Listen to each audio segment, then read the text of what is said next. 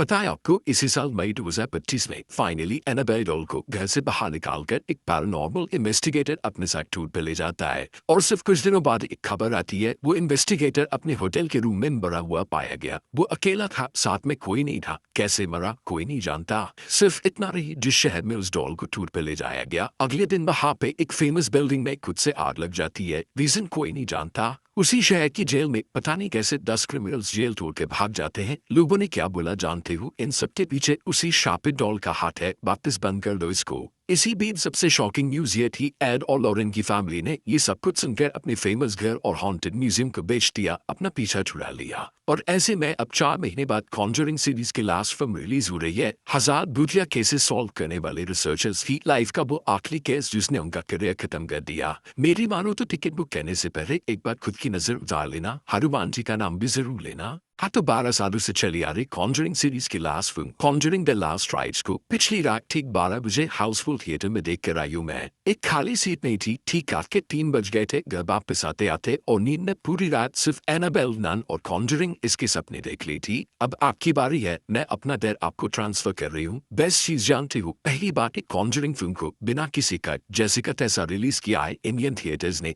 Thank you censor board. Film R rated है, माने restricted से 18 साल से ऊपर के लोग देख सकते हैं और इसके पीछे का रीजन है हॉरर। ये सिर्फ हाइप के लिए या फिर सच में? चलो बताऊं। फिल्म की कहानी एक ऐसे बच्चे के बारे में है जो मरा हुआ पैदा होता है। पूरे 1 मिनट के लिए उसके दिल की धड़कन चलना बंद हो गई थी, फिर पता नहीं कैसे वो वापस लौट आया और आगे चल के बच्चा कोई और नहीं, फेमस पैरानॉर्मल रिसर्चर्स एड और लॉरेन की बेटी निकलती है। और अगर आपको याद होगा, ये वो पहली इंसान है जिसने नन को आंखों से देखा था। कहने का मतलब यह है, अपने मम्मी पापा की तरह बेटी के पास भी शक्तियां हैं, भूत प्रेत वाली चीजों को सेंस करने की, उनके बारे में फील करने की। और ऐसी ही एक फीलिंग इनको ले जाती है एक परिवार के पास जिसका केस मीडिया में काफी फैला हुआ है, जिसके 8 मेंबर्स को घर में रहने वाली आत्मा ने हॉन्ट किया हुआ है। फैमिली थोड़ी गरीब है, घर छोड़कर जा नहीं सकती और घर में भूत है ये जानकर भूत के साथ रह भी नहीं सकती। स्पेशली तब जब ऑलमोस्ट हर रात घर का कम से कम एक इंसान मरते मरते बचता है और उसको हॉस्पिटल ले जाना पड़ता है। सब कुछ मीडिया के कैमरा में है। सिर्फ एक सहारा है द वॉरेंस का, लेकिन वो फिलहाल रिटायर्ड है। बट उस परिवार को ना सही लेकिन अपने परिवार को बचाने के लिए इनको उस घर में फाइनली आना ही पड़ता है जहाँ जाते ही लाइफ का सबसे बड़ा झटका लगता है। इस घर में जो आत्मा है वो एक ऐसा शैतान है जिससे 20 साल पहले एड और लॉरेन का सामना पहले भी हो चुका है। और यकीन करोगे, ये दोनों वहां से डर के बावजूद थे, लेकिन अब वो ऑप्शन खत्म है क्योंकि घर में इनकी बेटी ने रखा है कदम। बचपन में तो उसको खोए दिया था, लेकिन क्या अब मौत के घर में उसको जिंदा रख पाएंगे? सीधी बात कहती हूँ, कॉन्जरिंग 4 या फिर लास्ट राइट्स इस सीरीज की सबसे डरावनी फिल्म बिल्कुल नहीं है। फिल्म का ज्यादा फोकस कहानी सुनाने पे है, आपको डराने पे बिल्कुल नहीं।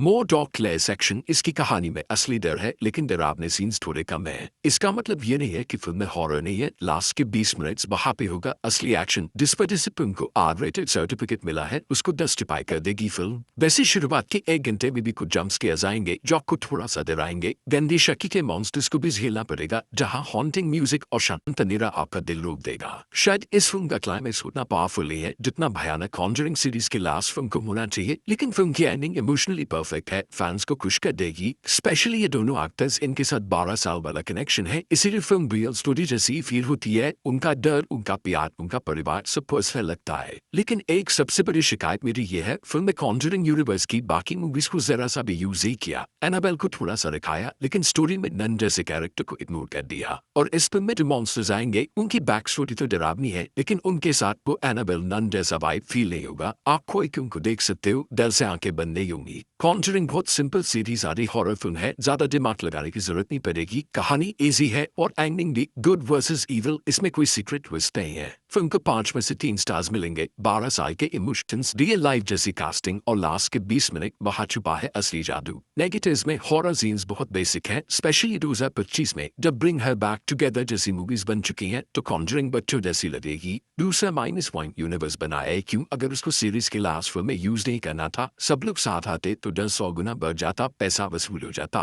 फिल्म देखनी चाहिए हर उस इंसान को जो 2012 से लेकर अभी तक सारी मूवीज देख चुका है। अब पॉजिटिव नेगेटिव पे मत जाना। कॉन्जरिंग एक नशा है जिसको आखिर बार महसूस करना तो बनता है। फटाफट टिकट बुक कर लो, ऑनलाइन भी लाइन लंबी है। मिलूंगी जल्दी, टेक केयर, बाय बाय।